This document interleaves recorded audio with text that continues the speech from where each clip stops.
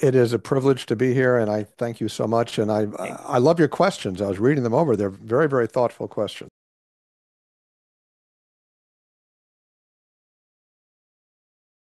Yes, I have. And I've been practicing neurosurgery for about 45 years. And I've seen a lot. I've seen a lot of things that happen to people. And um, what has struck me is that how much r the real life practice of neurosurgery and really working on people who have brain surgery, how it differs from what was in my textbooks. For example, it's a very common experience when people are in deep coma in the intensive care unit that you have to be very careful about what you say in their presence. And the nurses who work in the units know this, that people's heart rates will go up and their vital signs will become unstable if you say something frightening, or their vital signs become much more calm if you say something reassuring, even though they're in the deepest level of coma and there's no sign that they're conscious at all. There's an aspect of them that seems to know what's going on.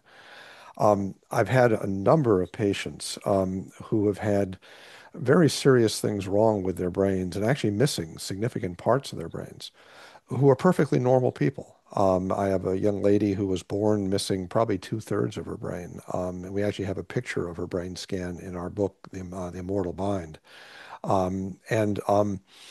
When she was born, I told her family I was very concerned about how she would do, but she grew up completely normal. She's now in her 20s. She's a perfectly normal young woman, missing a lot of her brain. I have another young woman who's a musician who's missing a major part of her brain. I have a little boy who is now just graduated from high school, missing major parts of his brain. Um, and there's even a kind of a brain defect that's some children are born with called hydranencephaly, where they're missing all of their brain hemispheres. Their brain hemispheres have been destroyed because of strokes that happened inside the womb. And even missing all of the brain hemispheres, the kids are still conscious. They have a lot of disabilities. They can't walk. They often can't talk, but they're fully conscious. So it's became pretty clear to me that there's more to the mind than just the brain. And what really kind of iced it for me was I was operating on a woman a number of years ago who had a brain tumor in her left frontal lobe. And the tumor was invading a lot of her frontal lobe. And I could cure her by getting all the tumor out, but it meant taking out a lot of her left frontal lobe. And we had to do the surgery with her awake during the surgery. So I could map where her speech area was in the left frontal lobe to make sure that I didn't damage her speech. And this is a operation that is done relatively routinely. And we use local anesthesia, so the surgery doesn't hurt. And during the surgery, I was taking out a lot of her left frontal lobe as I was talking to her and realizing here I'm removing major parts of her brain that the textbooks say are critical. We're having a normal conversation talking about her family, about the weather, about the cafeteria food. And I came away from the surgery thinking the brain does not explain the mind completely. There's more to the mind than just the brain.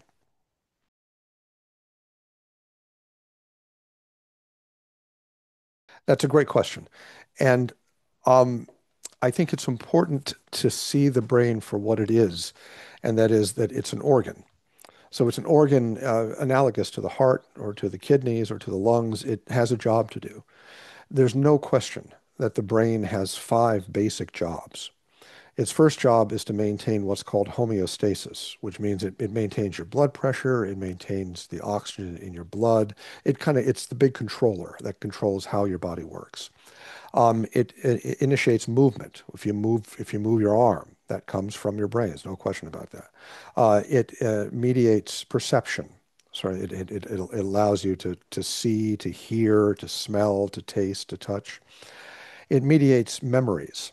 That is, there's no question that the formation of memories is intimately involved in brain function. There are parts of the brain where if you damage them, you lose the ability to form new memories. And the brain mediates emotion. There's no question. If you have a lot of adrenaline in your blood that circulates through your brain, you have a heightened emotional state. So the brain does real things. But there is very strong neuroscience evidence, as well as logical and philosophical evidence, that the brain is not the source of our capacity for reason, for having concepts, for abstract thought, or for free will. That those abstract things, the kinds of things we're doing right here, talking about these abstract concepts, are abilities of our soul And our brain helps us explain them, helps us convey them, but they don't come from the brain itself. Whereas movement, emotion, perception, memory do come from the brain.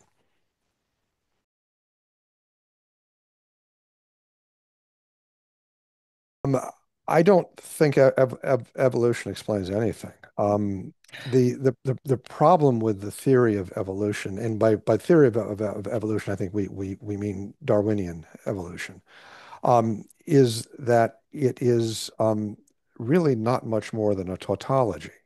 That means that it doesn't really say anything meaningful. Darwinian evolution basically says that living organisms change in each generation in a way that's heritable, so their offspring can inherit that. And those organisms that survive, and they come to populate, and those that don't survive, don't survive. So if you boil that down and you get rid of some of the technical words, what Darwinian evolution says is that things change and survivors survive. And that's not really a theory. I mean, that's pretty obvious, and it's really pretty bad science. Um, there are two strong reasons to doubt evolution, besides the fact that it just doesn't make much sense. The first is an observation by Michael Behe, who's a scientist from Lehigh University in Pennsylvania, who many years ago proposed a theory called irreducible complexity. And what Dr. Behe pointed out is that, and Darwin himself said this, for evolution to work, there have to be little changes that build up gradually over a period of time that give you a functional something, give you a functional enzyme or a functional part of your body or an organ or something. And Behe pointed out that there are countless things in the body that are too complex to have formed that way. That is, a very good example that he used was the bacterial flagellum, which is a little tail that bacteria have that help them swim. The flagellum is built actually like an outboard motor on a boat. It's got all kinds of components that really is almost exactly analogous to the way an outboard motor works. And the problem is the flagellum doesn't work at all unless everything is present. And there's like, I don't know, 20 or 30 different parts to it that have to fit together right. So it can't happen by little tiny changes that accumulate in a Darwinian way. That is, it's too complex to happen that way. And Darwin himself, who knew nothing about molecules or molecular biology, said in Origin of Species that my theory will fail if we can find things that are too complex to have formed by natural selection. And what Dr. Behe points out is that there are thousands and thousands of things that are too complex to have formed by natural selection. So that's one reason to doubt Darwinian evolution. The second reason is an argument made by Jerry Fodor. Jerry Fodor is a philosopher. He actually passed away a few years ago. And he's a materialist and an atheist. So he doesn't have, it's not like he's a creationist. But he says that natural selection, which is the cornerstone of evolutionary biology, is empty. He said basically it's a garbage theory. He said that if you want to understand, if you take a living thing, an organism, and you want to understand how it came to be the way it is, there are two kinds of questions that you have to ask about it. One is, what are the internal constraints in the organism? That is, how is it built internally that explains why it is the way it is? And the second question is, what are the external constraints? What are the factors in the environment that sort of make it necessary for it to be the way it is? And he said, once you understand the internal constraints and the external constraints, then you understand why the organism is the way it is. And natural selection offers nothing else. That is, it doesn't add anything. So that the theory of evolution, it's not that it's wrong. It's not even wrong.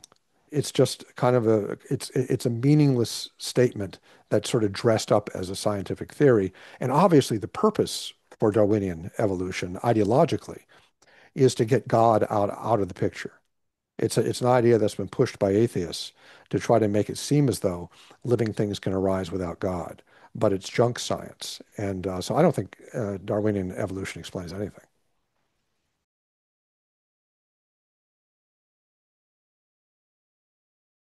No, no, I don't. And the reason is, well, first of all, I'll give an example, and then kind of go into exactly why it can't become conscious. The example is, if you think of a sundial, imagine a very primitive sundial that's used for telling time you might have in your garden. And you ask the question, well, does the sundial know what time it is? The answer is, well, of course not. It's just this thing you have in your garden. It doesn't know what time it is. Well, I have a Casio watch. I like this little watch. It keeps great time. It lasts forever. I love the watch. So, but if I ask, does my watch know what time it is? The answer is, of course not. It's just a little watch. I know what time it is using the watch, but the watch doesn't know anything. Then you can say, well, yeah, but what if I bought a smartwatch? Would a smartwatch know what time it is? Well, no, it's still just a watch. It doesn't know what time it is. Would an atomic clock, the most accurate kind of clock there is, know what time it is? The answer is no. It's still just a big machine. Does AI know what time it is? The answer is no, of course not. It's the same as the sundial and the watch and the clock. Just because something gets more complex doesn't necessarily mean that it suddenly develops a mind. So no machine knows anything. Machines don't have souls. They don't have minds. They're amazingly complex, useful tools, but they're just tools. They're just tools like a sundial is a tool. So that is sort of an example of how kind of silly it is to think that a machine can have a mind. The more rigorous explanation for that is that computation is a specific concept. Computation means that you take a particular signal, an input, you put it through a system, and you get an output, which presumably differs somewhat from the input. And the system has a set of rules that dictate how the input becomes the output. And those rules are called an algorithm. And that's the process of computation. But if you notice, there is no meaning in any of that. That is, computation is blind to meaning. For example, if you use a word processor and you type an essay, and you type an essay where you say, I think AI can be conscious, and you type it on your word processor and you get this essay. But you can then take the same word processor and type, I don't think AI can be conscious, and you get another essay that says it can't be conscious. Your word processor doesn't care. It doesn't make any difference to your word processor what you type in. It just responds to the keys.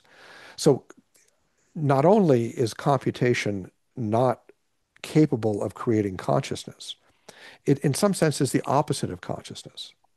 Consciousness always has a meaning. Whenever you think something, you think about something. I can think about a Zoom call. I can think about my hometown. I can think about the weather. Conscious or AI never thinks about anything. It's just a tool, and tools are not conscious.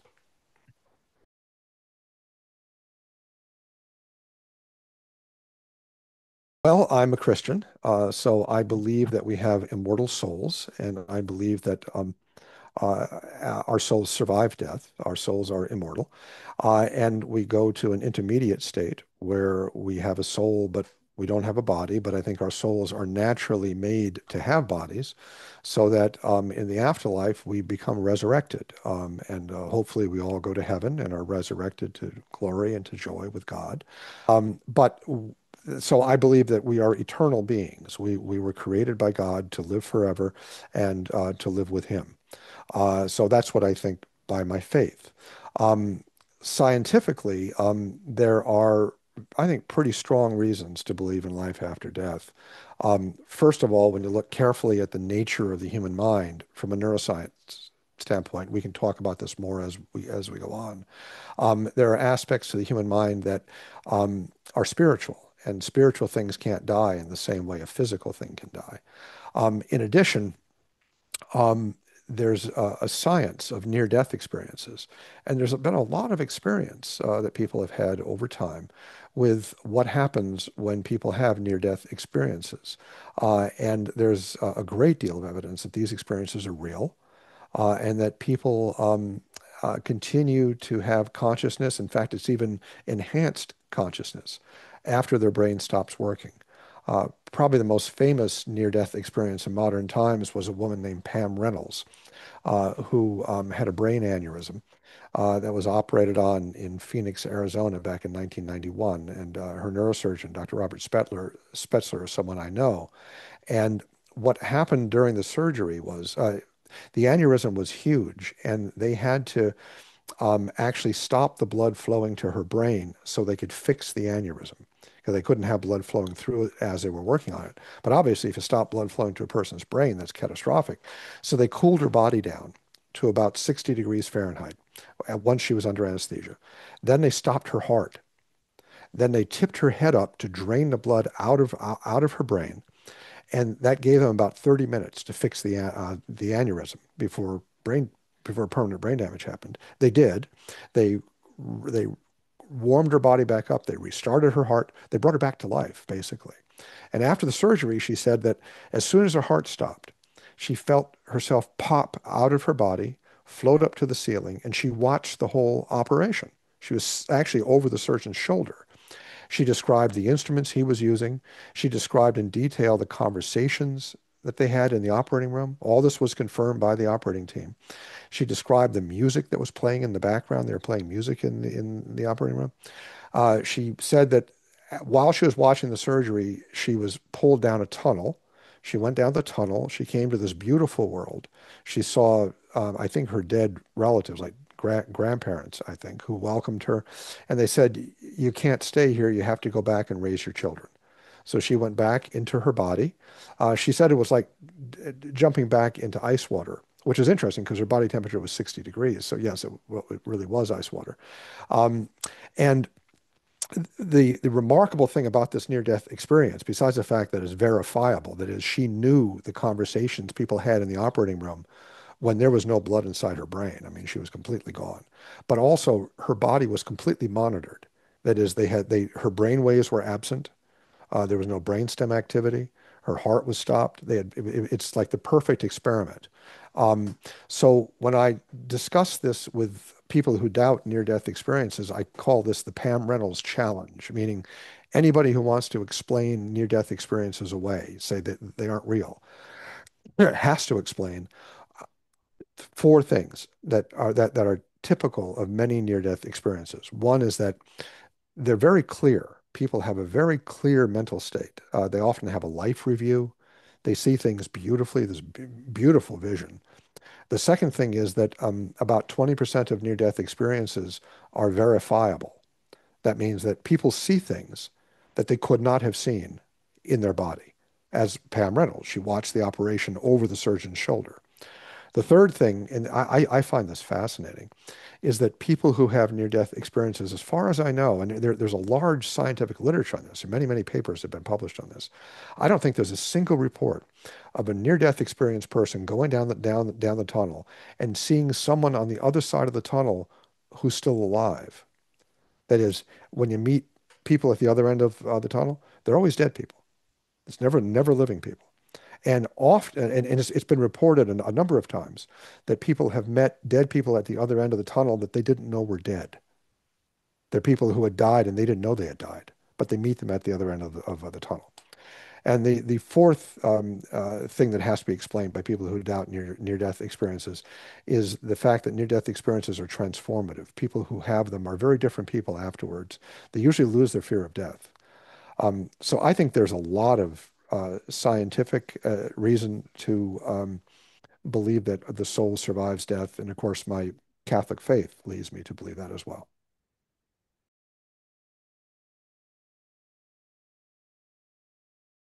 Yeah, that's a great question. It's a very important question. And I think as it's not only an important question for me, it's an important question for anybody who's making claims like I'm making that right. Is there anything that would what would convince you that you're wrong? And I believe that the immateriality of the mind, the existence of the soul, are evident just from logic. And in fact, the great philosophers, Plato, Aristotle, St. Augustine, St. Thomas Aquinas, Bonaventure, all of them um, understood that the soul is immaterial and immortal and that it really exists before modern neuroscience. So there are strong logical reasons, which I'm happy to talk about. But in terms of neuroscience, what would convince me? that I'm wrong, is if neuroscience experiments showed clearly that the brain is capable of generating abstract thought. And if you'd like, I can go into a little bit of detail on the experiments that do that. Some of the most interesting experiments were those of Wilder Penfield, who was a neurosurgeon um, back in the mid 20th century, who was probably the greatest neuroscientist in the neurosurgical profession.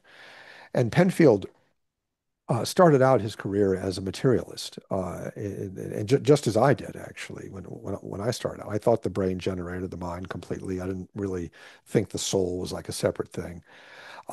And Penfield noticed two things that changed his mind on that. The first thing was he studied seizures, and that was one of his specialties was brain seizures.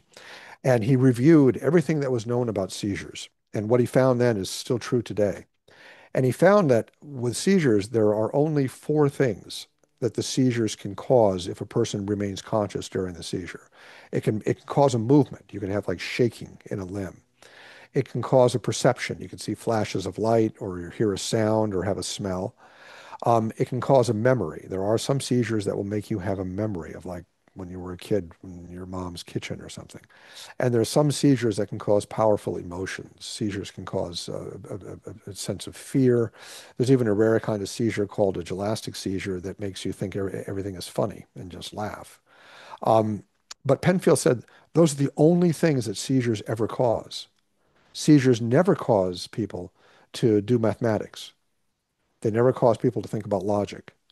They never cause abstract thought. He said, but much of the time, that's what we're doing. We're thinking about abstract things. Why don't seizures ever cause that? He said the obvious explanation is that maybe those things don't come from the brain. Um, he then did experiments, which were operations, you know, the kind that I did with that woman where I was mapping her brain because of that tumor. He did many more than I did. He did about 1,100 of them over like 40 years. And he would map people's brains to find a seizure focus and remove the seizure focus to cure seizures. And these people were awake and he would stimulate their brains. And I calculated that he probably did probably about 1 million individual stimulations of people's brains over a period of years. And he never once was able to stimulate abstract thought. Nowhere on the brain that he stimulated would a person ever say, "Oh, I'm thinking of mathematics," or "Oh, I'm thinking of logic or Shakespeare," or I'm reasoning or having concepts. The only thing he could stimulate were movement, perception, memory, and emotion. The same thing with seizures.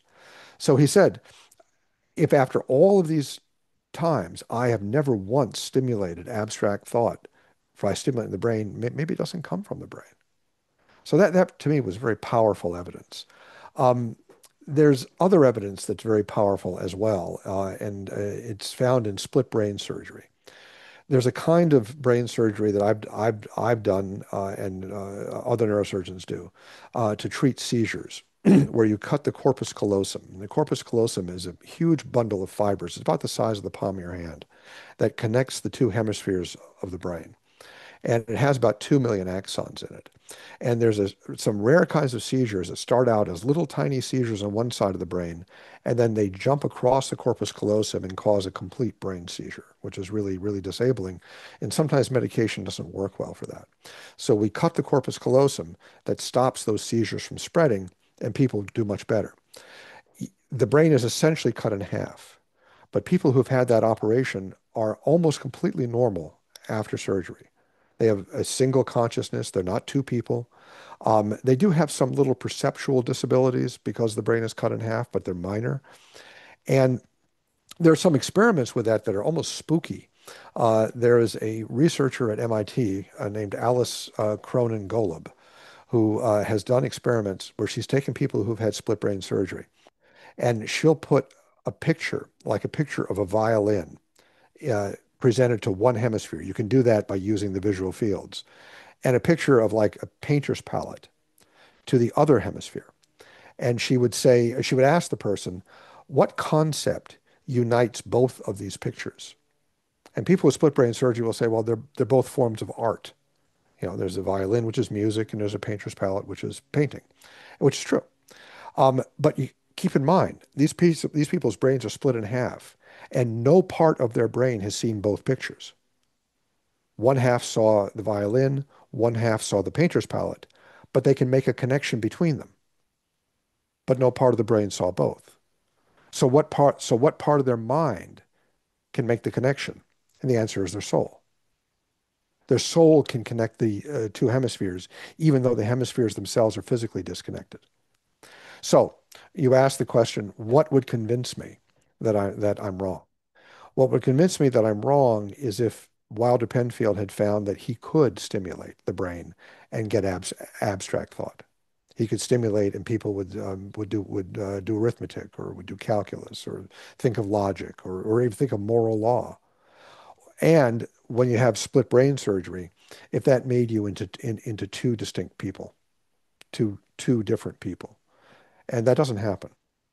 Never, never. No, there's no sign that people are two different people. There are some neuroscientists who have made that claim, but that claim is nonsense. There are never two different people. There can be one person who has perceptual confusion about things. There are people who will do things that work at cross purposes. There's a syndrome where one hand will try to button your shirt while the other hand is trying to unbutton your shirt. But that is that's a neurological disability. That's not two people. So no, in fact, if you think about it, what even sense would it make to say that there are two people? I mean, how could I be two people? So it's not even conceptually coherent, and certainly does not happen in real life. If you met a person with split brain surgery, you could not tell the difference. And in fact, the person can't tell the difference. They're perfectly normal people.